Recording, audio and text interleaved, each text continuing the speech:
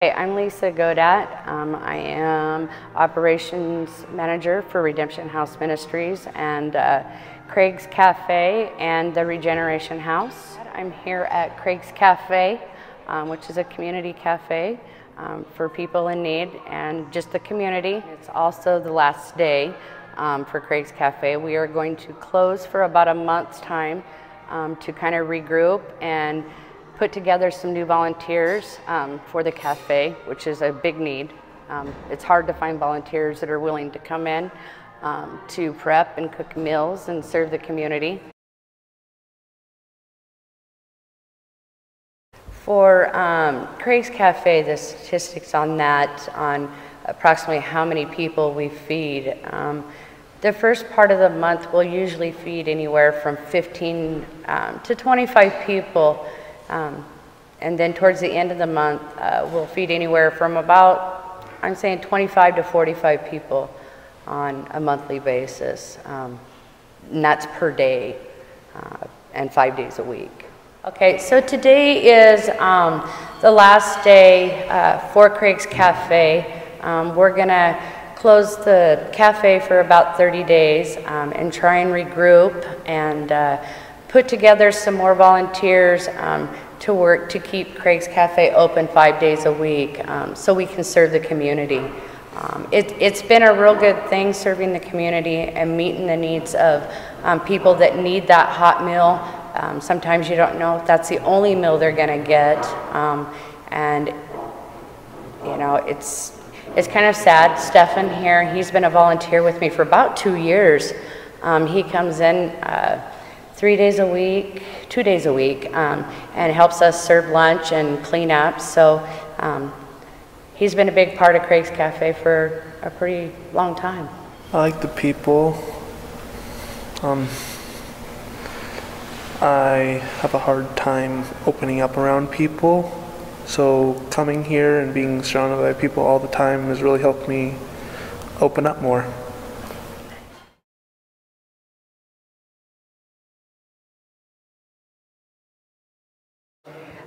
These three ladies that are sitting here with me, they were part of our transitional program, which is a 90-day program for them.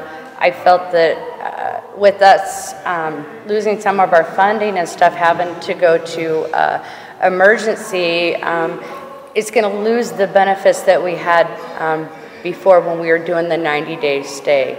And some of those, well, a lot of those perks is we had 90 days to know these ladies, help them move forward in their lives, gives them little time. Moving to the emergency, I feel isn't gonna, I mean, it'll make a little bit of a difference, but not this difference. We're not gonna see the success rate that we had before. We're not gonna build those relationships. You can't build relationships on just one night, you know, 10 hours. It just don't happen. This is Jenna sitting next to me here. Jenna, can you share with us, she is a staff member now, a volunteer staff member for Redemption House, but she also was a guest of Redemption House. Jenna, could you tell me what Redemption House has done for you, how they have helped you out and made a difference?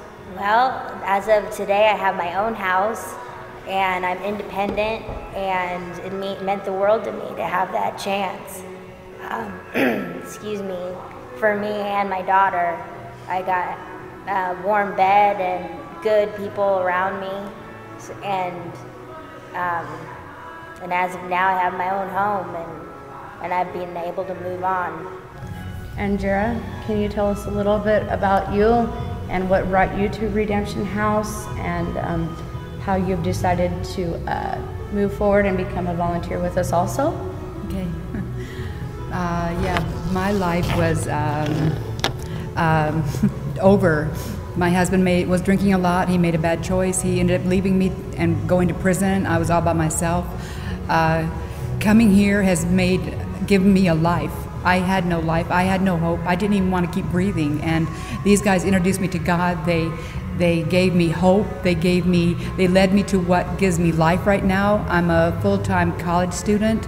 I get to come back and help encourage the other girls who's just coming in, who feels hopeless. I get to help them find hope now, and this place is truly amazing. For me, the difference was it would have been life and death. Because of my being able to be here for 90 days, they got to know me. They got to counsel with me. We got to do morning readings. They introduced me to hope and a new way of life. Well, I would not have had it if it had been an emergency situation. I wouldn't have made it. Dawn, can you tell us what brought you to the Redemption House? Sure. I've been a resident of Central Oregon 50 years over in Bend, and it's gotten to the point where housing is just no longer affordable. And due to some very unhealthy lifestyle choices, I have been homeless for about the past year and a half, my daughter and I. And I was at my wit's end and really just ready to give up the fight. And I was told to inquire about the Redemption House in Prineville, Oregon, and I came and I saw. Of course, I talked to you, Lisa, and ever since being here, I have some newfound hope for my life, and it's a group of people who have been through their own struggles as well, and there's just a lot of support, spiritually, and I don't know really where I would be right now without the Redemption House. I was very depressed and just really, really down and out, and I can't imagine what would happen to me or a lot of other people if they didn't have, this place as an alternative. So also get it. Oh, I love you too, hon. Now this is Kurt from the Regeneration House. Kurt, can you tell us what the Regeneration House has done for you and what you've got going on? Well, it wouldn't be for a couple men in my life that when I got out of prison, I connected with these two men. John Chandler of the Nazarene Church is my mentor, and I met another man who started the Oasis and founder, and he passed away a couple of months ago, and his name was Ron Davis. And them two men helped me a lot, and it means a lot to me to help back the community and the needy and the homeless here in Prineville, so I started coming here and volunteering. And when the men's shelter opened, that gave me guidance. And then in about April, I asked to become a men's volunteer, which I became one in May. There's two other volunteers over there also. A lot of times people are maybe confused or mistaken that Prineville Nazarene Church and Redemption House Ministries are one and the same, but that's actually not true. Redemption House Ministries is its own 501c3. They're a separate organization from the church. They have a separate board, separate funding. As a church, we certainly support the Redemption House Ministries, and we help financially, and we help with volunteers, and we want to support the ministry in any way possible. And so while we are excited to host and to house the women's shelter and the Craig's Compassionate Cafe here at the church, we certainly recognize that it's not a Prineville Nazarene effort, that we're not solely doing this on our own, that without the community support, Redemption House would certainly struggle to exist. And that right now they're going through a little bit of a tough time, that we're seeing financial support and volunteer support at a kind of a low point right now. And I think it's important that we as a community rally together and support each other, encourage each other to really support this ministry and to continue to see this ministry make an impact, not just in the short term, but in the long term, that we want to see longevity through. Hi, I'm Mike Wilson, and I'm the board chair for Redemption House Ministries. We'd like to bring you up to speed just on where we are as a ministry.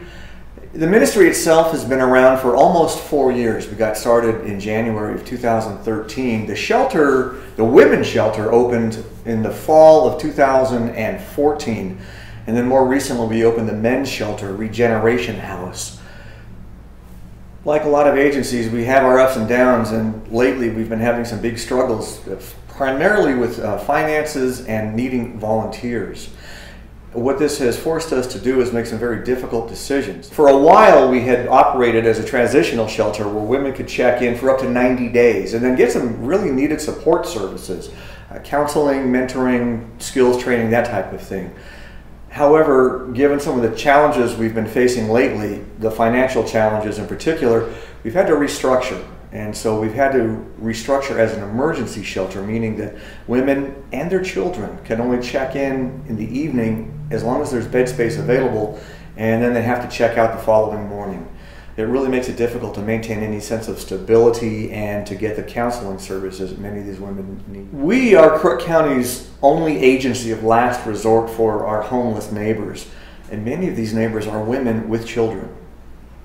Hi, my name is Rhea Cardwell, and I'm a board member for Redemption House Ministries, and I've been serving on the board for about a year. These past decisions that we've had to make, moving the shelter from transitional shelter to emergency shelter specifically for the women and children, has been a heartbreaking decision, especially coming from somebody who has young children. I can't imagine the feeling that these moms go through, not knowing if they're going to have a place for their children to sleep at night. Not knowing if they're going to have the safety of being inside somewhere, not knowing if there will be a meal in the morning. These are things that weigh heavily on our minds as board members, and what we need is help. We need help desperately. We need help in all areas that we can ask from our community. Volunteerism. We need your financial support. We need your prayers, we need your hope, because that's exactly what this shelter offers to women and children. It's not just a place that they can go for tangible securities. It's a place that they go for hope. It's a place that they go for support. It's a place where they go for learning and to get not just a fresh start, but a brand new future offered to them.